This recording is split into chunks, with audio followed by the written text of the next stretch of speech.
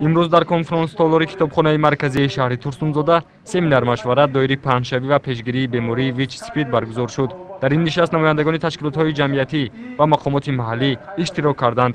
дар рафти ин намоиш намояндагони ташкилотҳои ҷамъиятӣ қайд намуданд, ки СПИД ин зинаи охирини ВИЧ мебошад, беморӣ ки ҳамчун аломати норасоии масъулияти бадан муайян карда мешавад аз аввали солҳои 80-уми асри 20 маълум аст. имрӯзҳо тибқи маълумоти барномаи муттаҳидаи Созмони милали Муттаҳид оид ба мубориза алайҳи СПИД ҳар рӯз дар ҷаҳон 20 000 нафар аз вируси норасоии масъулияти бадан сироят меёбанд, ки тақрибан 50%-шонро ҷавонони синнашон аз 14 то 20 сола ташкил медиҳанд.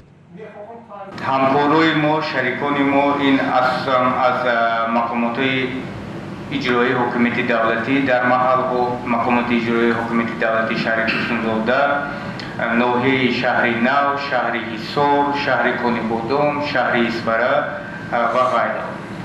ғайр аз ин ташкилоти мо бо муассисаҳои давлатӣ, марказҳои пешгирии мубориза бо ВНМО дар шаҳру навоиҳо, ғайр аз ин агентии давлатии шуғл меҳнат дар маҳаллаҳо, намояндаҳои марказҳои таълимии калонсолон дар маҳал, ташкилотҳои ҷамъиятии имдоди ғайрат, инчунин бо намояндаҳои ташкилотҳое ки қарзҳои хурд метиҳанд, яъне бонкҳои тиҷоратӣ ё аз соли 2007 мо ҳамкорӣ дорем.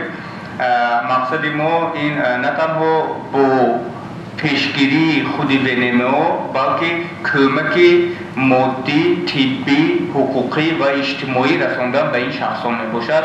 барои ҳаминам мо на танҳо вазъи саломатии онҳо ёрии тиббӣ, балки фаро мегирем ёрии иҷтимоӣ, ҳуқуқӣ ва касбомӯзӣ бо кор таъмин кунем.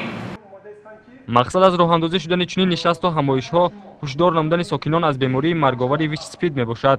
зеро ин бемории марговар сол то сол дар Тоҷикистони соҳибистиқлол низ доман паҳн мекунаду аз таҳдиди он шаҳрвандон ҷони хешро аз даст медиҳанд. бояд хурду бузург дар бораи тавобат надоштани бемории ВИЧ-СПИД маълумоти кофӣ дошта бошанд, зеро гирифторони ин беморӣ дер ё зуд ҳаёту зиндагониро падруд мегӯянд.